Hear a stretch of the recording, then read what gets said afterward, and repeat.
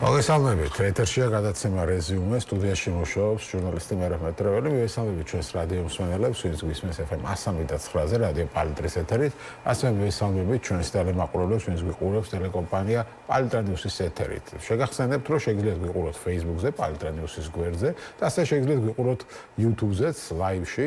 პალიტრა ნიუსის გვერდს თუ მოძებნით, არხს თუ მოძებნით YouTube-ზე. ვიზების შეჩერება შეიძლება მთელ მოსახლეობაზე გავრცელდეს, თუ ხელისუფლების მიერ პრობლემების მოგვარება არ მოხდება. ამის შესახებ ევროკომისიის პრეზიდენტის ურსულა ფონ დერ ლაიენის მიერ ქართველი ოპოზიციონერებისთვის გაგზავნილ წერილშია ნათქვამი. კერძოდ ევროკომისიის პრეზიდენტს წერილი ოპოზიციონერმა პოლიტიკოსებმა ზურა გირჩი-ჯაფარიძემ, ელენე ხოშტარიამ, ნიკა გვარამიამ, ნიკა მელიამ, ლევან ხაბეიშვილმა, გიორგი ვაშაძემ, ირაკლი ოქროშმა, გივი თარგამაძემ 2025 წლის 22 სექტემბერს საპატიმროდან გაუგზავნეს. ოპოზიციონერების წერილზე ურსულა ფონ დერ ლაიენის პასუხი 25 თებერვლით თარიღდება. ევროკავშირი ქართველი ხალხის დემოკრატიული, სტაბილური და ევროპული მომავლისთვის ძალისხმევას არ დაიშურებს. საქართველოში ყველა პოლიტიკურ აქტორს ამ მიზნისკენ მუშაობას მოუწოდებს. საქართველოში ბოლო დროს განვითარებული ნეგატიური მოვლენების ფონზე ევროკავშირამ მტკიცე რეაგირება მოახდინა და საქართველოს ხელისუფლებას ჟურნალისტების, აქტივისტებისა და უსამართლოდ დაკავებული პირების გათავისუფლებისკენ მოუწოდაო, ნათქვამია წერილში. ასევე წერილში აღნიშნულია, რომ კომისიის წინადადების თანახმად საბჭომ საქართველოსთან გამარტივებული სავიზო რეჟიმი ნაწილობრივ შეაჩერა. ეს დიპლომატიური და სამსახურებრივი პასპორტების მფლობელებს შეეხება. ვიზების შეჩერების მექანიზმის შესახებ ახალი ანგარიში კომისიის დასკვნა, რომ საქართველოს უკუსვლა განიცადა მმართველობის, კანონის უზენაესობის, სავიზო შესაბამისობისა და კორუფციასთან ბრძოლის კუთხით. ამ უკუსვლის სისტემური და წინასწარ განზრახული ხასიათის გათვალისწინებით კომისიამ ვიზების შეჩერების მექანიზმის ფარგლებში შემდგომი ზომების პროცედურა დაიწყო. ახალი წესების თანახმად პირველი ფაზის ფარგლებში ვიზების შეჩერება დიპლომატიური, სამსახურებრივი და ოფიციალური პასპორტების მფლობელებს შეეხება. მეორე ფაზის ფარგლებში ვიზების შეჩერება შეიძლება მთელ მოსახლეობაზე გავრცელდეს, თუ ხელისუფლების მიერ პრობლემების მოგვარება არ მოხდებაო, აღნიშნულია წერილში. ურსულა ფონ დერ ლაიენი წერს, ევროკავშირის წევრი სახელმწიფოები საქართველოში შემდგომი ზომების საკითხებს განიხილავენ. მიუხედავად იმისა, რომ წევრ ქვეყნებს შორის სანქციებზე კონსენსუსი ჯერჯერობით მიღწეული არ არის, მოლაპარაკებები გრძელდება დემოკრატიულ უკუსვლასა და ადამიანის უფლებების დარღვევაზე, პასუხისმგებელი პირების სანქციების საკითხზე. ევროკავშირის სანქციების შესახებ გადაწყვეტილებას წევრი სახელმწიფოები ერთხმად იღებენ, რომ ნათქვამია ევროკომისიის პრეზიდენტის წერილში. ამასობაში საქართველოში, როგორც იცით, საგარეო საქმეთა სამინისტროში დაიბარეს დიდი ბრიტანეთის ელჩი ქართული ტელევიზიების, იმედისა და პოსტ-ტივის დასანქცირებასთან დაკავშირებით და საგარეო საქმეთა სამინისტრომ ამ თემაზე გაავრცელა განცხადება. საგარეო საქმეთა სამინისტროს ინფორმაციით დიდი ბრიტანეთის ელჩთან მინისტრ მაკა ბოჭორიშვილის შეხვედრისას აღინიშნა, რომ გაერთიანებული სამეფოს გადაწყვეტილება იმედისა და პოსტ-ტივის დასანქცირებასთან დაკავშირებით უსაფუძვლოა, წარმოადგენს ქართულ საზოგადოებაზე უხეშ თავდასხმას და ხაზი გაესვა სათანადო მასალების წარმოდგენის აუცილებლობას. უწყების ცნობით მაკა ბოჭორიშვილის მხრიდან აღინიშნა, რომ გაერთიანებული სამეფოს მიერ საქართველოს მოქალაქეებისთვის თუ იურიდიული პირებისთვის სანქციების დაწესება ჩრდილ საყენებს საქართველოსა და გაერთიანებულ სამეფოს შორის პარტნიორობას და სანქციების პაკეტების გაცხადებულ მიზნებს არ ემსახურებაო. მაკა ბოჭორიშვილმა უკვე ჟურნალისტებთან თქვა ასეთ რამო 40 წუთის განმავლობაში არ მომისმენი არც ერთი არგუმენტი, რომელიც გაამართლებდა გადაწყვეტილებას ტელეკომპანია იმედისა და პოსტ-ტივისთან დაკავშირებით. კახა გოგოლაშვილი იქნება ჩვენი პირველი სტუმარი, ევროპული კვლევების ცენტრის დირექტორი, რონდელის ფონდის კვლევარი. მოგესალმებით, ბატონ კახა. მოგესალმებით. მადლობა გადაცემაში მონაწილეობისთვის და პირველ რიგში როგორ შეაფასებთ დასანქცირებას ქართული ტელევიზიების? ჩვენ ნახეთ, რომ ხელისუფლებას ამაზე აქვს მძაფრი რეაქცია. დაიბარა ბრიტანეთის ელჩიც და ითხოვენ მტკიცებულებების წარმოდგენას, რაში გამოიხატება ქართული ტელევიზიების მუშაობა რაღაც რუსეთის სასარგებლო და უკრაინის წინააღმდეგო. დიახ, მოგესალმებით. გასაგებია, რომ ყოველთვის თქმეულია, როდესაც რაღაც მედია საშუალებები სანქცირდება და იწვევს გარკვეულ ეჭვებს ან რაღაც შეხედულებებს იმასთან დაკავშირებით, რამდენად სამართლიანია და ხო არ არის ეს სიტყვის თავისუფლების რაღაც შეზღუდვა და ასე შემდეგ. ესეთი საუბრები და ესეთი აზრები ყოველთვის იბადება, მაგრამ ამ კონკრეტულ შემთხვევაში ჩვენ უნდა გავითვალისწინოთ მნიშვნელოვანი ფაქტორი. ევროპაში არის ომი. ომი ნიშნავს, მარკ ტვენი ამბობდა ჯერ კიდევ, რომ როგორც ვიცით, რომ და ის ძალიან ჭკვიანი კაცი იყო. და როგორც ვიცით, რომ ამდენს არასდროს და არსად არ იტყვილებიან, როგორც ომის დროს და არჩევნების დროსაც. ნუ არჩევნებზე ხა არ ვიყავარაკოთ მოდით, იმიტომ რომ გასული ამბავი არის, მაგრამ რაც შეეხება ომს, ომია ევროპაში გაჩაღებული და არსებობს ორი მხარე. რა თქმა უნდა, ორივე მხარე არის ამ ჰიბრიდული ომის მონაწილე. ჩვენი ხა თანამედროვე ენით რო ვთქვათ, ომის დროს ყოველთვის ინფორმაცია გამოიყენება როგორც სტრატეგიული ინსტრუმენტი და გააჩნია ვის ნარატივებზე ზიხარ, ესე რომ ვთქვათ, ცოტა უხეშიანი, ვის ნარატივებს ავრცელებ, რომელი მხარის ესე ვთქვათ პოზიციებს გამოხატავს შენ და რომელი მხარის მიერ მოწოდებულ ფაქტებს ბრწყალებში, რა თქმა უნდა, უსვამ ხაზს და ნერგავ, ვთქვათ, იმაში შენ საზოგადოებაში, აქედან გამომდინარე, რა თქმა უნდა, შენ უკვე გამოყენებული ხარ როგორც ინსტრუმენტი სწორედ ამ ჰიბრიდული ომის და ამ შემთხვევაში ბრიტანეთის ხელისუფლებამ ჩათვალა, რომ აი ამ ომში, რომელსაც ის იმყოფება, ყოველ შემთხვევაში საინფორმაციო ომში ნამდვილად არის ჰიბრიდულ ომში, ნამდვილად არის და ლოჯისტიკურ ომში და ასე შემდეგ, ხო პირდაპირ ხა კინეტიკურ ომში არ არის ჩართული დიდი ბრიტანეთი რუსეთთან, მაგრამ ყველა სხვა კომპონენტით ის ომობს რუსეთთან, უკრაინასთან ერთად. და აი ამ ომში მან ჩათვალა, რომ საქართველოს გარკვეული მედია საშუალებები გამოიყენება, არ ვიცით მისი ბრძანებით ან როგორ ამაზე არ არის გამახვილებული ყურადღება, ეს ამ შემთხვევაში არ არის მთავარი. მთავარია, რომ ეს რაღაც მედია საშუალებები გამოიყენება რუსული ნარატივების მათი დამოკიდებულებების გასავრცელებლად და ამის დასამკვიდრებლად, რომელიც საბოლოო ჯამში ესე ვთქვათ ბრიტანეთს, ამ შემთხვევაში კონკრეტულად ბრიტანეთს უქმნის შთაბეჭდილებას, რომ ის ასუსტებს მის პოზიციებს. ანუ აქ უნდა გამიხილოთ ეს წმინდა უსაფრთხოების კონტექსტში და მეტი არაფერი, აქ არ არის არაფერი ემოციური, აქ არ არის არაფერი დისკრიმინაციული.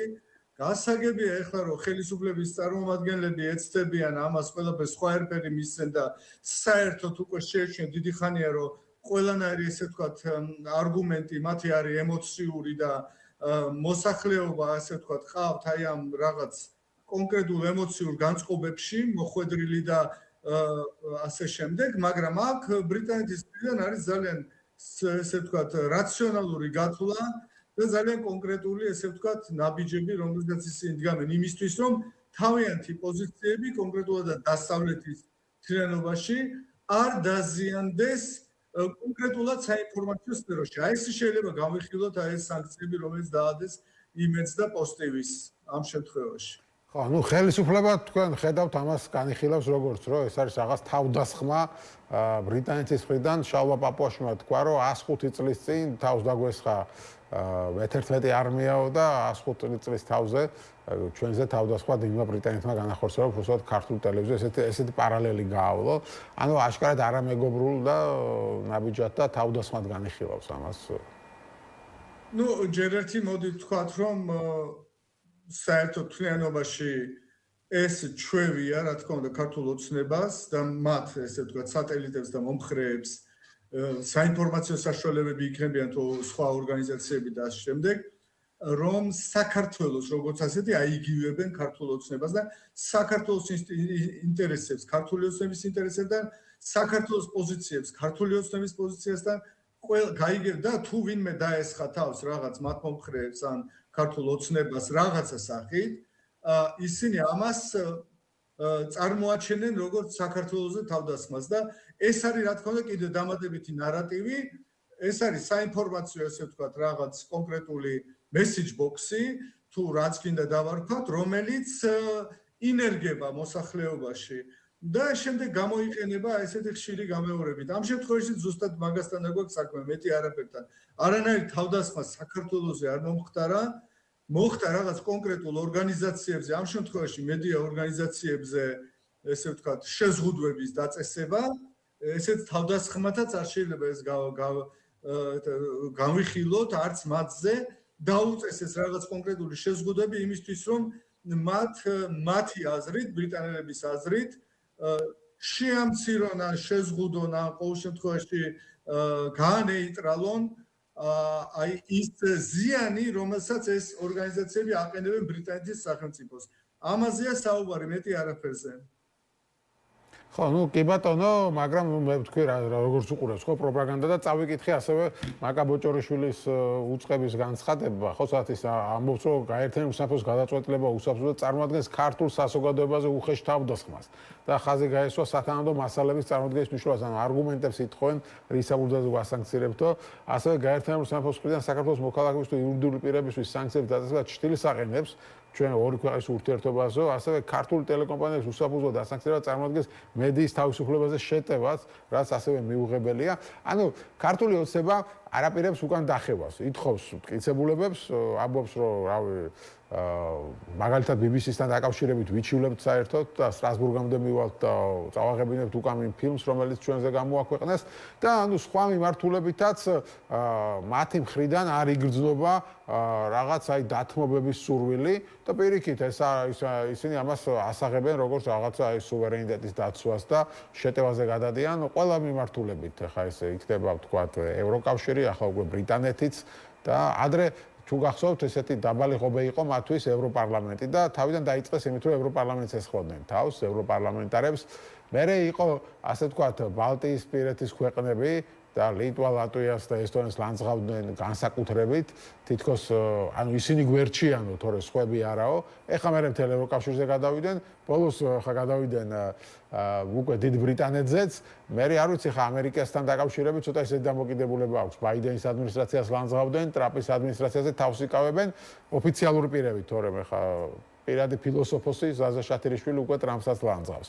აი სადამდე შეიძლება მივიდეს ეს ყველაფერი და ან რაზე შეიძლება იყოს გათვლა ის რომ თელ მსოფლიოს დაუპირისპირდე. ну ეხა საუბარია იმაზე რომ აქ რო შესაძლებლობა ყოფილიყო რომ ეს თქვათ იმის გარეშე მომხდარიყო ამ ყველაფრის გარკვევა და გარჩევა რომ არ გამოსულიყო ეს ყველაფერი ამ სკანდალის სახით თქვათ და ნებისმიერი ხა სანქციის დაწესება რა თქმა უნდა პრომთავრობის ესე ვთქვათ თავრობის პრაქტიკულად თავრობის მედია საშუალებებისთვის ეს სკანდალია ორ ქვეყანას შორის რა თქმა უნდა ჩრდილს აყენებს ურთიერთობებს მაგრამ ამის თავიდან აცილება ხო შესაძლებელი იყო წყნარად კულუარებში იგივე ელჩი დაებარებიათ ადრე და გაერკვიათ რა უნდა რა პრეტენზიები აქვს ბრიტანეთს ეხლა როცა ელჩი იბარებენ მერე როდესაც თქვათ დაწესდა თუმცა ელჩ თვითონ ექნებოდა აუცილებლად კომუნიკაცია მანამდე და საერთოდ ბრიტანეთი ეს არის დიპლომატიის ესე ვთქვათ ყველაზე გამოჩენილი სახელმწიფო საერთოდ დიპლომატიაში იქ თუ რამე ბრიტანეთი თუ აკეთებს ღიად დარწმუნებული იყავით რომ 90% უკვე დიპლომატიური გზებით გაკეთებულია და ძირითად პრობლემებს ბრიტანეთი აგვარებს დიპლომატიური გზით და ეს ხდება ძალიან დიდწილად. ასე რომ აქ ძალიან ბევრი ნამუშევარი იქნებოდა დიპლომატების, ბრიტანეთის დიპლომატიის, საქართველოს ხელისუფლების რაიმე შეცვლა რო შესაძლებელი ყოფილიყო უკვე შეიცვლებოდა.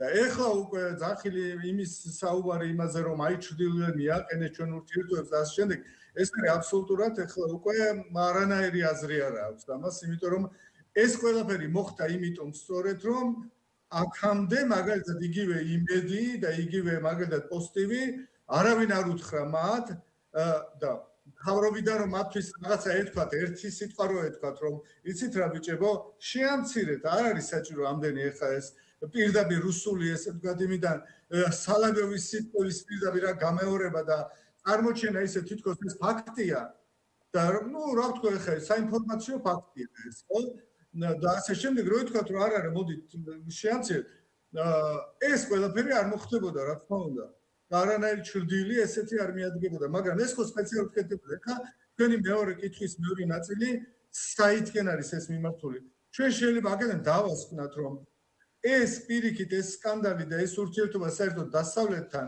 არის გამოყენებული ქართული ოცნების მიერ ისევ როგორც რაღაცა ესეთი საინფორმაციო ინსტრუმენტი ან რაღაც საინფორმაციო ილეთი იმისთვის რომ მოსახლეობას რაც შეიძლება მეტი სკეპსისი გაუჩინონ დასავლეთის და დასავლური ინსტიტუტების მიმართ მათი სამართლიანობის მიმართ დემოკრატიის მიმართ და საერთოდ თლიანობაში საქართველოსთან დამოკიდებულების მიმართ თითქოს დასავლური ინსტიტუტები გვემტერებიან თანაც იმეორებენ სულ ერთი და იგივეს თუ საანქციეს ვიღაცა ჩინოვნიკი საქართველოს მთავრობიდან ან ვიღაცა ძალოვანი ამბობენ რომ საქართველოს მიმართ ისევ საქართველოს არც ემპათიის და შემდეგ ანუ ყველაფერი გადადის თითქოს საქართველოს და საქართველოს მოსახლეობის მიმართ და ასე შემდეგ და საერთოდ 105 წლის წინანდელი აგრესია ანუ ეხლა განახორციელეს საქართველოს მიმართ ისევ ხო ანუ ეს არის ისე საინფორმაციო ესეთი თქვა ილეთი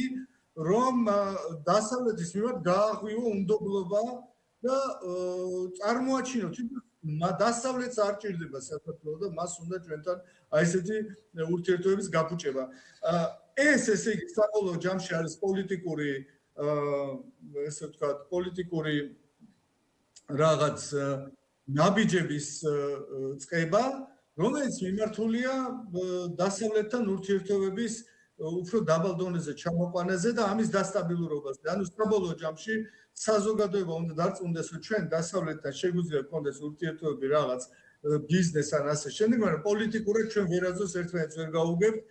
პოლიტიკურად ჩვენ არ შეიძლება ვიყოთ პარტნიორები, იმიტომ რომ მათ არ უყვარვართ, ისინი ვერ იგებენ ჩვენ ესე ვთქვათ და მათ არ აქვს ხელობა რომ საქართველოს თითქოს ეს ყველაფერი მათი ბრალია.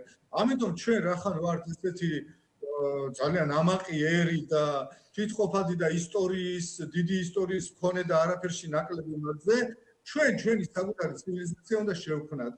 ეს არის მიმართული აქეთკენ ჩემის აზრით, იმიტომ რომ სხვას მე ვერ ხედავ.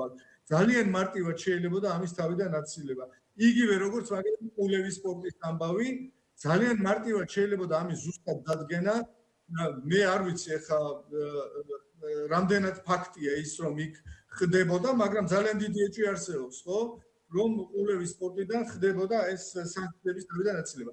ეხლა ამასთან დაკავშირებით მინდა ძალიან რბილად თქვა, რომ ისევე როგორც საინფორმაციო ვთქვათ მოქმედებები წარმოადგენენ საფრთხეს ომში მყოფი მხარისთვის, ზუსტად ისევე სანქციური რეჟიმის დარღვევაში ხელშეწყობა არის უსაფრთხოების საკითხი.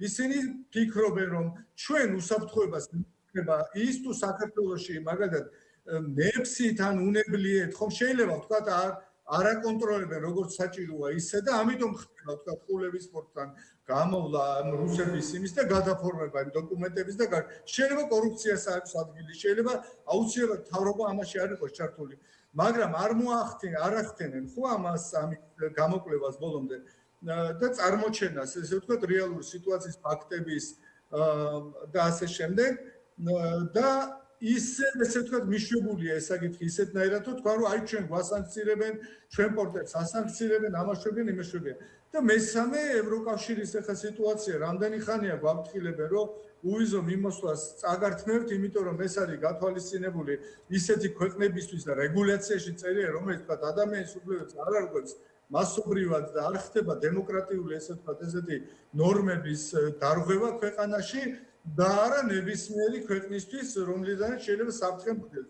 საბოლოო ჯამში მე მინდა თქვა, იქნება ეს დემოკრატია თუ წმინდა თუ უსაფრთხოების თემები, საბოლოო ჯამში აი ესეთ გეოპოლიტიკურ დაძაბულობებში და ომის ვითარებაში ყველაფერი ეს მოდის უსაფრთხოების საკითხთან. ეს თავს იყრის ევროპისთვის, როგორც უსაფრთხოება. ჯერთი დემოკრატია და უსაფრთხოება ბოლო ხანებში ეს არის განხილული და ეს მიმდინარეობს როგორც ეპისტემოლოგიურ სივრცეში, ისე ვთქვათ პოლიტიკურ სივრცეში, ეს არის პრაქტიკულად განუყოფელი ნაწილი ევროპაში დემოკრატიული ნორმების მონიტორინგი და ზედამხედველობა, ეს არის ევროპაში სტაბილურობის და გამომდინარე აქედან უსაფრთხოების საკითხიც, ამიტომ საბოლოო ჯამში ყველაფერი ეს იყრის თავს იქ და თუ ევროპაში შეიძლება დემოკრატიულ დარღვევებზე რაღაც თვალი დახუჭონ ან ნებისმიერ რაღაცაზე, თვალი დახუჭონ და მანდ-მაინც ვთქვათ, ამის გამო ქვეყანასთან არ გაწყვეტონ ურთიერთობა, აი თუ უსაფრთხოებას ემუქრება რაღაც ევროპული ქვეყნის, ან ევროპული საზოგადოების უსაფრთხოება თუ ესე ვთქვათ, ირღვევა და იქმნება მყოფის ეგზისტენციური საფრთხე, აქ უკვე უკან დახტება პრაქტიკულად აღარ არსებობს და მიიღებენ ყველანაირ ზომას. მათ შორის უვიზო მიმოსვლის გაუქმება საქართველოს. ესეც შეიძლება რეალობა იყოს. ეხლა მე ურსულა ფონ დერ ლაიენის ეს წერილი წავიკითხე, რომელიც საპასუხოდ გამოუგზავნია მართალია რამდენიმე თვის დაგვიანებით, მაგრამ იმიტომ რომ პატიმრებს მიუბართავს სექტემბერში, ეხლა არ თებერვალი. არ ვიცი ამდენი ხანი რატო დაჭირდა ამ პასუხს ქალბატონი ურსულასგან, მაგრამ პასუხში ეგ წერია, რაზეც თქვენ თქვით, რომ შეიძლება აქამდე მივიდეს საქმე, რომ ყველას გაუქმდეს ვიზო მიმოსვლა. კი ბატონო, კი ეხლა მაგასაც გეტყვით, რატო გაიწელა ამდენ ხანს, იმიტომ რომ ისინი აწარმოებენ დიპლომატიას საქართველოსთან. ისინი ელიან საპასუხო ნაბიჯებს, ისინი მოითხოვენ რომ შეცვალეთ ესა გამოუშვით საპატიმროდან ხალხი და ასე შემდეგ. ამიტომ არ უნდა მკვეთრი განცხადებების გაკეთება ყისიერად, როდესაც ამის ესე ვთქვათ ის როდესაც ამის სურვილი აქვს შესაძლებელია. მაგრამ ეს ნიშნავს იმას, რომ საბოლოო ჯამში ურსულა ფონ დერ ლაინმა გააკეთა ესეთი განცხადება, რომ ისინი ძალიან სერიოზულად განიხილავენ ჩვენი მოქალაქეებისთვის უვიზო მიმოსვლის წართმევას ან დაკარგვას, ხო? წართმევაზე არ არის საუბარი, აქ შეჩერებაზეა საუბარი, რა თქმა უნდა, მაგრამ ეს შეჩერება არის, რა თქმა უნდა, ძალიან დიდი საფრთხე, რომ არა მარტო 12 თვით გაჩერდეს, არამედ მთლიანობაში ვეღარაძოს ვეღარ დაუბრუნდეს, ყოველ შემთხვევაში დიდი ხნის განმავლობაში საქართველოს. ამიტომ აქ არის ნამდვილად ეს საფრთხე არსებობს და ამის შესახებ გაფრთხილება გააკეთეს. ეს რო იყოს მხოლოდ და მხოლოდ მარტო რაღაც კონკრეტული დარღვევების საკითხი, მაგალითად ადამიანი ის მოზღვავება ვთქვათ დევნილების და ასე შემდეგ, რომელიც ხდება და კრიმინალის საკითხი, მაგალითად რომ საქართველოს გადის ევროპაში და მოქმედებს, ამაზე შეიძლება თვალი დაეხუჭათ კიდევაც, ან არ ემოქმედა ვთქვათ ესე ხისტად, გამომდინარე იქიდან რომ საქართველოსთან და მოსახლეობასთან მათ აქვს გარკვეული ემოციური ბმაც და ურთიერთობა და გრძელვადიან ეს საქართველოს უყურებენ როგორც პრინციპში ევროკავშირის წევრ ქვეყანას სახელმწიფოს. მაგრამ ეხლა ამ ვითარებაში უკვე უსაფრთხოება იძენს ძალიან დიდ მნიშვნელობას. ყველას კარგად მოგეხსენება და ყველა მის ეხლა უკვე საინფორმაციო მაგალითად ველში უსაფრთხოების საკითხები იკავებს უკვე სულ უფრო მეტ დროს, ხო? ეს ნიშნავს იმას, რომ აქ უკვე უსაფრთხოების საკითხები როცა გამოდის წინა პლანზე, ევროკავშირი უკან არ დაიხევს ხისტი გადაწყვეტილებებისგან და ეს არის ჩვენთვის რა თქმა უნდა რისკის ფაქტორი. კი ბატონო, და ბოლოს მაინტერესებს სანქციები ახსენეთ, თქვენ ყოლები ახსენეს და ასე შემდეგ და პაპუაშვილი და კობახიძეს რამდენიმე დღეა იმეორებენ, რომ აი ბრიტანეთის ელჩის განცხადებები, იგივე ევროკავშირის ელჩის განცხადებები უკვე ღიად ნიშნავს მოწოდებას რუსეთისთვის სანქციების დაწესებისკენ. და რამდენად ეთანხმებით ამას? არანაირ კავშირში არ არის ეს, ისინი აქ ყულების საკითხი არის სანქციების თავიდან არიდებაში ხელის შეწყობის საკითხი. აქ შეიძლება იდაონ ახლა უწყობდით ჩვენ მართლა ხელს სანქციების არიდებას თუ არა, ეს სხვა საკითხია, სხვა თემა, მაგრამ არავითარ შემთხვევაში არის პირდაპირ სანქციებთან კავშირში არ არის. ეხლა ის თუ განიხილავს, რომ რუსეთის ეს უსაფრთხოების საკითხია ევროპის, რუსეთი რამდენ ნავთობს ყიდის, იმიტომ რომ რაც უფრო მეტ ნავთობს გაიტანს საერთაშორისო ბაზარზე სანქციების შემოუვლის გვერდს და გაიტანს, მით უფრო მეტ იარაღს იყიდეს რუსეთი, ხო? მით უფრო მეტ თავის ჯარისკაცს დააფინანსებს ამ ფულით. ამიტომ ეს არის ომში მყოფი მხარეებისთვის უსაფრთხოების საკითხი. აქ ისინი გეუბნებიან, რომ დავანებოთ თავის შენ, რაღაცა ლეგალურად უფლება გაქვს, რომ იბაჭო რუსეთთან. ეს არ არის კანონმდებლობის საკითხიც. ეს არის პოლიტიკური უსაფრთხოების და პოლიტიკური ესე ვთქვათ ვალდებულების საკითხი. შენ თუ გაქვს ევროკავშირთან მიმართებაში ან დასავლურ სამყაროსთან მიმართებაში რაიმე პოლიტიკური ვთქვათ ვალდებულებებს თუ გრძნობ და რაღაც პოლიტიკურ ბმას თუ გრძნობ ამ სამყაროსთან, მაშინ შენ არ უნდა დაეხმარ რუსეთს, მაგრამ თუ შენ ეხმარები რუსეთს ამ სანქციების გატანაში, შენ პირდაპირ ხელს უწყობ ევროკავშირის უსაფრთხოების სისტემის დასუსტებას, ხო? და პრაქტიკულად ესე იგი ომში მხარეს პრაქტიკულად შენს რაღაცნაირად დასუსტებ. ამაზე მხოლოდ საუბარი და დანარჩენი აქ აბსოლუტურად არ არის სანქციებთან შერტებაზე. ერთადერთი ევროპარლამენტი არის პოლიტიკური ორგანო და რა თქმა უნდა მათი განცხადებები ხშირ შემთხვევაში მოწყვეტილია ვთქვათ რაღაც კონკრეტულ რეალურ ესე ვთქვათ პოლიტიკურ უბრალოდ გადაწყვეტილებებს, რომელსაც ევროკავშირი იღებს, არის მოწოდებების, რა თქმა უნდა, ორგანო და მოწოდებების დონეზე ევროპარლამენტში არის პარტიები, ფრაქციები, რომლებიც ამბობენ, რომ უნდა მოუწოდოთ საქართველოს და მოუწოდებენ საქართველოს, რომ მიიღეთ რუსეთთან სანქციები, რაც აბსოლუტურად არ ნიშნავს იმას, რომ ეს გვიქმნის ჩვენ აბსოლუტურ, ასე ვთქვათ, ვალდებულებას, რომ ეს სანქციები მიიღოთ. არა, მოლდოვასაც არ აქვს დაწესებული უმეტესობა სანქციებისა რუსეთთან. და არავინ მას პირიქით იღებენ ევროკავშირში ხო ხედავთ უფრო მალე. ამიტომ არც ერთ ურსულა ფონ დერ ლაინს არც ერთხელ არ უთქვია, რომ სანქციები დააწესოს საქართველოსმო. ან არც ერთ ევროკავშირის წევრ ქვეყანას არ უთქვამს, რომ სანქციები გინდა თუ არა დააწესოთო. ევროპარლამენტში გარკვეული პოლიტიკური ჯგუფები ამ საკითხებს რა თქმა უნდა ლობირებენ. ისევე როგორც შეიძლება სულ სხვა საკითხებსაც, ზოგი იმასაც ამბობს, საქართველოს დაანებებ თავი მოაკრიტიკებთო, ხო? ანუ ეს პოლიტიკა იბადება იქ, რა თქმა უნდა, ევროპარლამენტში, მაგრამ არა ხორციელდება. ხორციელდება უკვე აღმასრულებელი ორგანოების მიერ. ამიტომ ამის ამ პირდაპირ მასში მოყვანა ეს არის ისევ გამიზნული იმ სტრატეგიის, რომ მოსახლეობას უთხარო ევროკავშირში ჩვენ გვემტერებიან და ჩვენთან ომის დაწყება უნდათ. ნუ მე ვფიქრობ, რომ ეს არის ძალიან მოკლე, ესე ვთქვათ, ხედვა, უპერსპექტივოც ასე რომ, იმიტომ რომ საქართველოს საუკუნეების მანძილზე მიდიოდა ევროპისკენ და მისი შეჩერება შეიძლება დროებითი იყოს მხოლოდ და მხოლოდ. მით უმეტეს ამ ეპოქაში მით უმეტეს უცხოელი დაჩქარებულია. ამიტომ ძალიან მოკლე ხედვა არის და სამწუხაროდ ბევრი მონაწილეობს საქართველოს, ესე ვთქვათ, აი ღევანდელი ამ პოლიტიკური ისტაბლიშმენტიდან ძალიან ბევრი მონაწილეობს აი ამ არასწორ, ესე ვთქვათ, საქმიანობაში. რაც არის თუ იმ 105 წელს გავიხსენებთ და სად იყო საქართველო და როგორ წაართვეს ევროპას პრაქტიკულად გამოგლიჯეს საქართველოს, ანუ საქართველოს წაართვეს ევროპა უბრალოდ. გასაგებია, მადლობა დიდი ბატონ კახა, გადაცემაში მონაწილეობისთვის. კახა გოგოვაშვილი იყო ჩვენი სტუმარი, ევროპული კვლევების ცენტრის დირექტორი, რომდელის ფონდის კვლევარი. ჩვენ გექნება რეკლამა, რეკლამის შემდეგ უკვე ლაშა ფარლოვა შემოგვიერთდება და მასთან ერთად ვისაუბრებთ სწორედ ამ სანქციებზე და ყულების სპორტზეც, მათ შორის დავბრუნდებით რამდენიმე წუთში.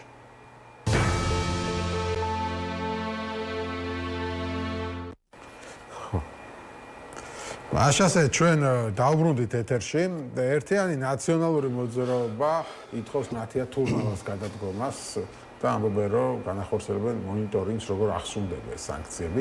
რატო ითხოვენ ნათია თურნავას გადადგომას? ლაშა ფარლოვა ჩვენ ხმარი. მოგესალმებით, მივესალმები მაყურებელს. მადლობა გადაცემაში მონაწილეობის და მოდი ავხსნათ ჩვენს მაყურებელს რატო ითხოვთ ეროვნული ბანკის პრეზიდენტის გადადგომას.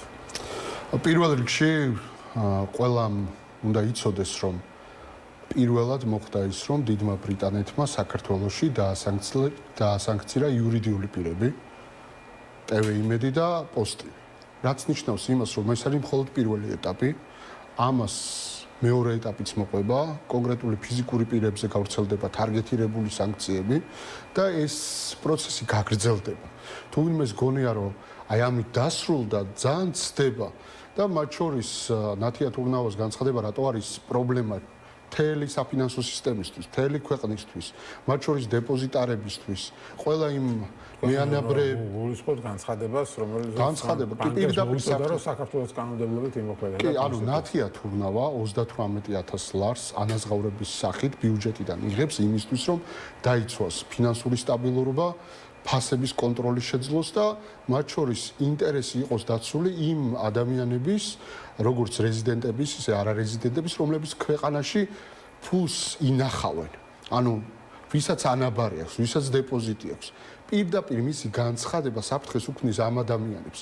სტაბილურობაზე კი არა, დესტაბილიზაცია მოახდინა ფაქტობრივად ფინანსური სექტორის და მისი განცხადება არის საფრთხე ჩვენი ქვეყნისთვის. იმიტომ რომ ჩვენ ხო კარგად ვიცით, არანაირი ეკონომიკა ამ ქვეყანაში არ არსებობს, არსებობს საბანკო ოლიგარქია და აქამდე რაღაცა წესრიგი ამ თვალსაზრისით თუ არსებობდა, ახლა ის წესრიგი ირღვევა, როდესაც მურუსძემ უნდა გადაწყვიტოს დიდი ბრიტანეთის სანქცია გავრცელდება თუ არა იურიდიულ პირებზე. აი რამხელა სიგიჟესთან გვაქვს საქმე, როდესაც ჩვენი საფინანსო ინსტიტუტები, ბანკები ყველა სერვის პროდუქტს ყიდიან როგორც საერთაშორისო პროდუქტს. ხო, ახლა ვიზა, მასტერკარდი, როგორც პლასტიკური ბარათებიდან დაწყებული აბსოლუტურად ყველაფერი არის მიბმული საერთაშორისო საფინანსო ინსტიტუტებთან და ის ნიშნავს იმას, რასაც აკეთებს ნათია თურნავა, რომ საფრთხის წინაშე აყენებენ მთელი ქვეყნის ინტერესს, მთელი დეპოზიტარების ინტერესს, 500,000 ადამიანის ინტერესი ბოდიში და ფეხებზე დაიკიდა ნათია თურნავა, როდესაც ეს განცხადება გააკეთა და პირდაპირ საფრთხე შეუქმნა. აი თუ პრობლემა არ არის იმედის და პოზიტივის სანქცირება. რატომ ადგა რუხაძე და 1000 ლარად რატომ გაყიდა იმედი? მაშინ აი ახლა ვეკითხები, აი ბიძინა ივანიშვილს, თუ პრობლემა არ არის მისთვის სანქციები, ადგეს და საკუთარი ბანკიდან დაურიგოს პლასტიკური ბარათები იმედის და პოსტივის თანამშრომლებს და ჩაურიცხოს ხელფასი. ამას არ გააკეთებს ბიძინა ივანიშვილი. რატო არ გააკეთებს? იმიტომ რომ საკუთარ აქტივს საფრთხის წინაშე არ დააყენებს და ვინც დააყენა საფრთხის წინაშე ჩვენი ქვეყნის მოსახლეობის ინტერესი არის ნათია თურნავა და ხელფას ხალხი უხდით. არა ბიძინა ივანიშვილი, ჩვენ უხდით მას ხელფას და პასუხისგებლობა მას აქვს ქართულ ხალხთან და არა ივანიშვილთან. ხო ნახეთ, ანუ ისტორია მეორდება. ფარცხალაძეზე ქართული ოცნება ამბობდა, რომ მტკიცებულება წარმოადგინოს შეერთებულმა შტატებმა და მტკიცებულება კი არა, ადამიანმა გვარი შეიცვალა და 9 აპრილის აღლუმზე რუს გენერლებთან ერთად დაჯდა და რამხელა ტრაგედიაა ქვეყანაში, სადაც 300,000 იძულებით გადაადგილებული პირი არსებობს, დევნილი არსებობს რუსეთის გამო, რომ საკუთარ სახლიდან გამოაგდეს. ჩვენი თანამოქალაქეები, ჩვენი ნათესავები, მეგობრები, მეზობლები და ამ ადამიანებს იმედი და პოსტივი რასეუნება, რომ სოლოვიევის და მარგარიტა სიმონიანის ნარატივს რო ავრცელებენ უნისონში და ამის გამო დიდი ბრიტანეთის მხრიდან რო არიან სანქცირებულები, აი როგორ უსწორებენ ჩვენს თანამოქალაქეებს. ისინი ამბობენ, რომ ეს სიტყვის თავისუფლება არ და სიტყვის თავისუფლებას ჩარევა. ჰიბრიდული ომის იარაღი, ერთ-ერთი მთავარი იარაღი არის პროპაგანდა.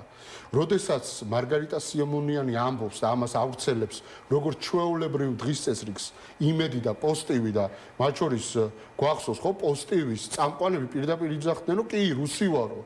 ანუ იძებნება ეს მათი განცხადებები სადმე, ანუ დიდი ბრიტანეთი რითაც გამოირჩევა არის, რომ სოფლიოს საუკეთესო დაზვერ ვაყავს და სოფლიოში საუკეთესო სამართალი აქვს. და ამ ქვეყანას, აი ამ ტრადიციების ქვეყანას ივანიშვილის ეს კოცისტანი ეუნება, რომ იცით რა, წარმოადგენთ მტკიცებულებაო. სხვათა შორის Mi-6-ის ხელმძღვანელი არის ქართველი, ქალბატონი მეტრეველი. ისე რა უბედურება ტრიალებს. მეტრეველებს დაუბრალდება ბოლოს ყველაფერი. მარტო. ხო, სხვათა შორის შეიძლება დააბრალონ კიდევაც, არაფერი არ არის. ამათი ორგანიზმის შეგვეტევა. ანუ მაგალითი ფარცხალაძის, როდესაც ნათია თურნავა გადაიფარა მას, გითხრეს რომ მტკიცებულებები თურმე ამერიკას უნდა წარმოედგინა და თვითონ მტკიცებულებები საკუთარ თავზე შექმნა ფარცხალაძე, რომელიც გახდა რომანოვი და დაჯდა რუსი გენერლების გვერდით.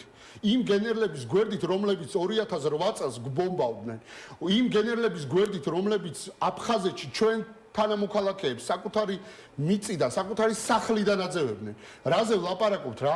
ეს აღარ არის პოლიტიკა. ესეთი მკაფიო განსხვავება ჩვენს ბრძოლასა და აი ამ რეჟიმს შორის არასდროს არ ყოფილა. მათი პროპაგანდისტული ინსტრუმენტი პირდაპირ ჩვენ ეროვნულ ინტერესებს აზიანებს კი არა, წინააღმდეგობაშია. ესენი აღარ უნდა იყვნენ ხელისუფლებაში. აი ამ სანქციების შემდეგ და კი ეს არის პირველი ეტაპი. ამას მოყვება ფიზიკური პირების სანქცირება და ჩვენ როდესაც ვლაპარაკობთ, რომ აღსრულების მექანიზმის მონიტორინგს დავიწყებთ, რას ნიშნავს ეს? კი, ჩვენმა 300,000-მა დევნილმა უნდა იცოდეს, რომ ის არხები პროპაგანდისტული არხები, რომლებიც უნისონში ავრცელებდნენ რუსულ ნარატივს ომთან დაკავშირებით. კი, აი, ვინც მათთან თანამშრომლობს, ვინც ფული მიაქვს იქ, ვინც ეხმარება სანქციების გვერდისავალში. კი, აი, ყველა ესეთი სუბიექტი, ფიზიკური პირი თუ იურიდიული პირი, ჩვენი მხრიდან უზრუნველყოფთ იმას, რომ მთელს საზოგადოებას ეწოდინება, ვინ აკეთებს ამას. და კი, მყისიერად, ეხა ერთ-ორ დღეში არა, მაგრამ ერთი თუ ეს 30 დღე სრულიად საკმარისია იმისთვის, რომ ყველა კონტრაქტი ჩახსნას მათ შორის მაგთიმ და სილქნეტმა, იმედთან და პოსტივისთან და აი აბსოლუტურად ყველა ის პლატფორმა, რომელიც უზრუნველყოფს იმედის ეთერის გაშვებას ციფრულ ეკრანზე, აი ყველა პლატფორმიდან მოიხსნება იმედი. ხო გაქრა მათი ვებსაიტი, ეხა აღადგინეს და თუ გონია ნათია თურნავას პასუხისგებლობა ცალკე საკითხია და ვატო თურნავა რო ყავთ, ვაკო თურნავა თუ რაც არის. რო ჩინური მექანიზმს და ინსტრუმენტებს, ფინანსურ ინსტრუმენტებს რო ამზადებს იმისთვის, რომ სანქციებს გვერდი აუაროს. ეგ რა თანამდებობაზეა? დეპუტატია. ანუ ნათია თურნავას ძემიშვილი ვატო თურნავა, იმიტომ ყავთ, რომ მან ფინანსური ინსტრუმენტები შექმნას რაღაც სხვადასხვა პლატფორმები, რომლითაც სანქციებს გვერდს აუვლიან. უნდა იცოდეს ამ ბატონმა, რომ ის პასუხისგებლობას ვერ გაიქცევა. კი, აი ჩვენ ვიზრუნებთ იმაზე, რომ ესეთი ადამიანები, რომლებიც ჩართულები იქნებიან სანქციების გვერდით მონიტორინგს გვექნება, როგორ აღსრულდება ეს სანქციები და როგორ აპირებთ? ჩვენ ხო რეჟიმის პირობებში გვიწევს პოლიტიკური საქმიანობის კეთება, თუ ქვია მას პოლიტიკური საქმიანობა, იმიტომ რომ ჩემი სოლიდარობა ლაშ ჩხარტიშვილს, რომელიც კომენტარის გამო გაუშვეს 5 დღით ციხეში. აი რა პირობებში გვიწევს ჩვენ პოლიტიკური საქმიანობა, რომ ჩვენი კოლეგა დღეს ციხეში გაუშვეს იმის გამო, რომ კომენტარი დაწერა. კომენტარი დაწერა. არ ვიცი რა, მაგრამ სიტყვისა და გამოხატვის თავისუფლებაზე რო გველაპარაკებიან და ამას მორალს რო უკითხავენ დიდ ბრიტანეთს. აი ადგილზე რა ხდება? ადამიანი გაუშვეს კომენტარის გამო, პოსტის გამო კი არა, კომენტარის გამო, ან პოსტის ქვეშ რო კომენტარი დაწერა, ამის გამო 5 დღით გაუშვეს ციხეში. და ესენი გველაპარაკებიან მორალზე. ესენი გველაპარაკებიან, ან ნუ გასაგებია. ქართული ოცნება რასაც აკეთებს გასაგებია, მაგრამ ჩვენ რა უნდა გავაკეთოთ? ჩემო ძვირფასებო, მიუხედავად რეპრესიისა, ტერორისა, ამ ძიმე სპირალისა, კი გავაგრძელებთ მონიტორინგს.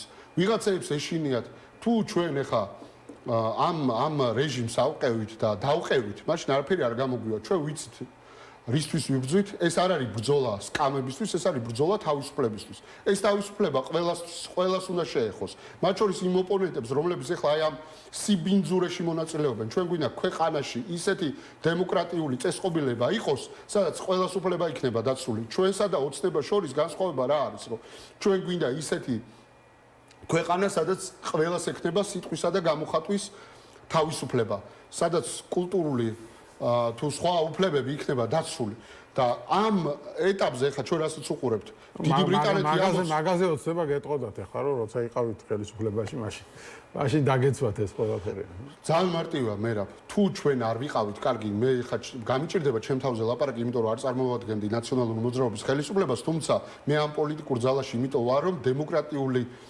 ფორმით მშვიდობიანად გადასცა ხელისუფლება ქართულ ოცნებას და ეს არის მათ შორის რეგიონალური მიღწევა არა მხოლოდ იმიტომ იყო რომ ამერიკელები მიხეილ სააკაშვილს ჩვენი რეგიონის ჯორჯ ვაშინგტონს უწოდებდნენ იმიტომ რომ კი ძალაუფლება მშვიდობიანად გადასცა ოპონენტს რომელიც არ მოგწონდა რომელიც კი იყო დიქოტომიური განსხვავებები მაგრამ ჩვენ მივიღეთ იმიტომ რომ ქართულ ხალხს ასე სურდა და ჩვენ გვინდა ისეთი ქვეყანა სადაც ქართველი ხალხი გადაწყვეტს ვინ უნდა იყოს მისი ხელისუფლება და ყველა ინსტიტუტი უნდა იმსახურებოდეს ქართველ ხალხს და ამ შემთხვევაში როდესაც ვლაპარაკობთ ნათია თურნავაზე რომელიც მხოლოდ რეჟიმს ემსახურება მხოლოდ ივანიშვილს ემსახურება მხოლოდ ქართულ ოცნებას ემსახურება ამ დროს ხელფას ქართველი ხალხი უხდის 38000 ლარია მისი ანაზღაურება კი მისი ანაზღაურება და არა დეპოზიტარების და ქართველი ხალხის ინტერესებს კი არ იცავს იცავს რეჟიმის ინტერესებს და რა უნდა თანამდებობაზე კი მისთვისაც კარგი იქნება თუ გადადგება და კი მის მიმართ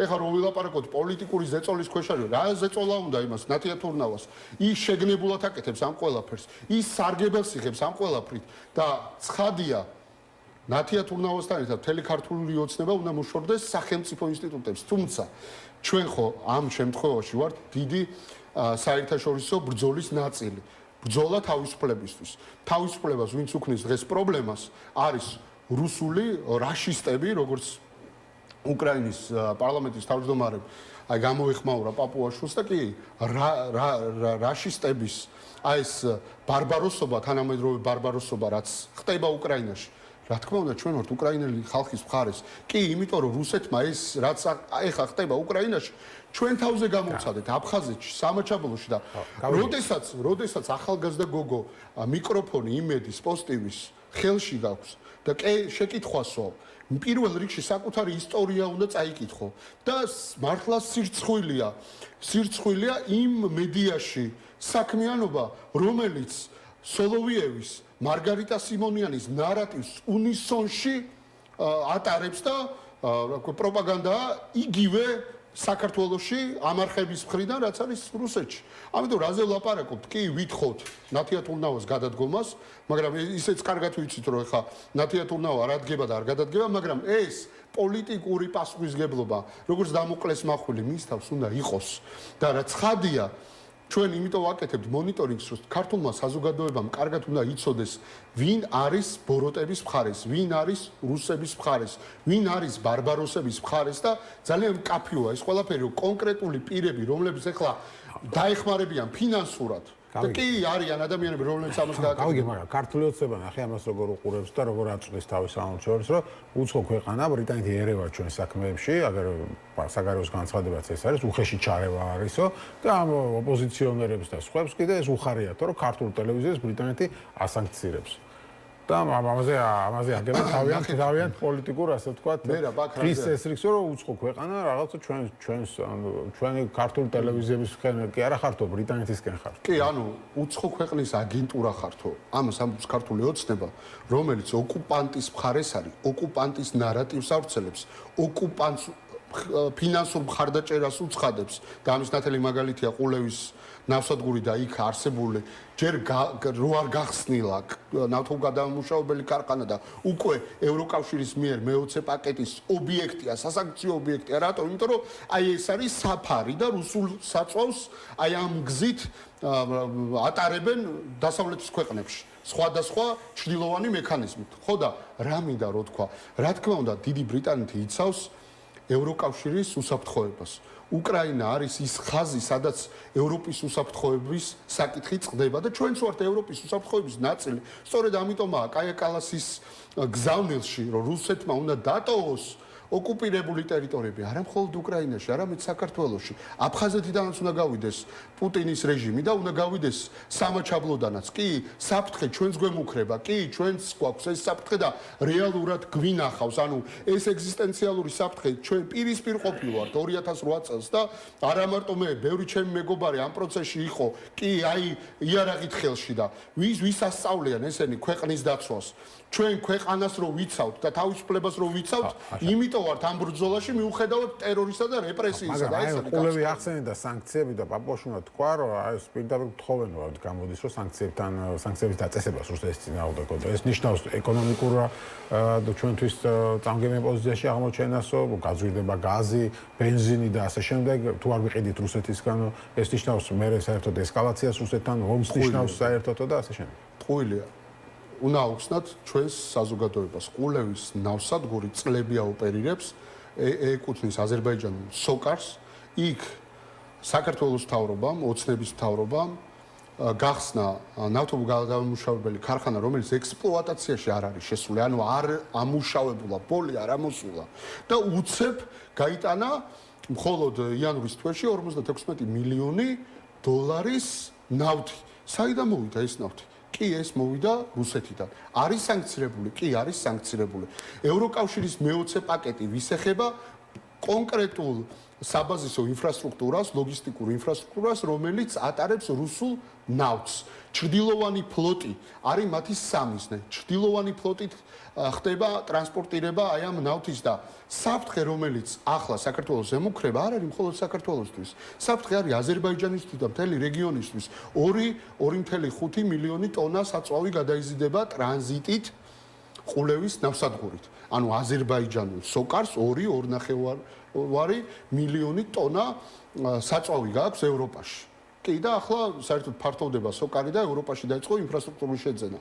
და თუ ეს ჩაეკეტება აზერბაიჯანს, ევროპისთვისაც პრობლემა იქნება და აზერბაიჯანისთვისაც და მთელი რეგიონისთვისაც. და იცით როგორი პრობლემა იქნება ჩვენთვის? მინიმუმ 500 მილიონ დოლარს დაკარგავს შემოსავლებში საქართველოს რკინიგზა. იმიტომ რომ თავარი ტვირთი, რომელიც არის შემოსავლის წყარო, რკინიგზისთვის არის სოკარის საწვავი. და სოკარის საწვავი თუ აღარ იქნება, ცხადია 500 მილიონი ეს იქნება ჩვენთვის დაკარგული შემოსავალი. ეს ნიშნავს, რომ პენსიებს ვერ გავსდით. ეს ნიშნავს, რომ სოციალური მომსახურების სერვისებზე ბიუჯეტის შემცირება მოგვიწევს. კი, ანუ უდიდესი პრობლემა იქნება ჩვენი ქვეყნისთვის და მათ შორის გზავნილი მთელი საერთაშორისო საზოგადოებისთვის, რომ ეს არის ქვეყანა, რომელიც ეხმარება რუსეთს და რომელიც არის მთავარი მომსახურე პლატფორმა ჩრდილოვანი ფლოტისთვის და რუსული ტანკერებისთვის. და უკვე რეალურია ეს საფრთხე. და ეს საფრთხე რატო შეიქმნა? აზერბაიჯანმა კი არ შექმნა. ეს საფრთხე შექმნა ბიძინა ივანიშვილმა, რომელსაც სავარაუდოდ აქვს კონკრეტული სარგებელი. აბა როგორ წარმოგიდგენია ვიცე-პრემიერი დავითაშვილი, რომელიც იყო ეკონომიკის მინისტრი, ნებართვა გასცა ამ ქარხნის მშენებლობაზე და შემდეგ რო გაათავისუფლდეს ამ ქარხნის თავმჯდომარე დაინიშნა. თავმჯდომარედ დაინიშნა სამეთვალყურეო საბჭოს თავმჯდომარედ. პირდაპირ კორუფცია, ინტერესთა შეუთავსებლობა, წარმოიდგინეთ, თქვენ რო იყოთ თანამდებობის პირი და ბრძანება გამოსცეთ კონკრეტულ საწარმოზე და შემდეგ იქ საწარმოში დაიწყოთ მუშაობა. აი ეხა თუ უნდათ კორუფციას თუ ებრძვიან და ეს არ არის გავლენებისთვის ბრძოლა, დასაჭერი იყო დავითაშვილი რატო გამოუშვეს იქიდან, მაგრამ ეს არის ბიძინა ივანიშვილის ან სავარაუდოდ მათი კლანის ბიზნესი. და იმიტომ არის რომ არავინ ხელს არ კიდებს დავითაშვილს. იმიტომ არის რომ საფრთხე დაემუქრა აზერბაიჯანს და აზერბაიჯანის გავლენა რა თქმა უნდა დიდია. მათ შორის ევროკავშირს და ბიძინა ივანიშვილს გონია რომ თვითონ შერჩება ეს აზერბაიჯანელების გამო, მაგრამ არავინ არაფერს არ შეარჩენს. და კი ეს არის ჩვენი ქვეყნისთვის უდიდესი პრობლემა, იმიტომ რომ ნავსადგური ჩვენ რომ უნდა აგვეშენებინა ღრმაწყლოვანი პორტი, ხო არ ავაშენეთ რუსების გამო და ახლა რუსების გამო რაც გვაქვს ინფრასტრუქტურა, ისეც კი სანქციების ობიექტია. სად მივიდა ჩვენი ქვეყანა და სად მიიყვანა ივანიშვილმა ჩვენი საზოგადოება და სახელმწიფო. გასაგებია. მადლობა დიდი გადაცემაში სტუმრობისთვის. ლაშა ფარულავა ერთიანი ნაციონალური მოძრაობის წევრი იყო ჩვენი სტუმარი. ასეთი იყო დღევანდელი გადაცემა რეზიუმე. მე ხვალამდე გემშვიდობებით.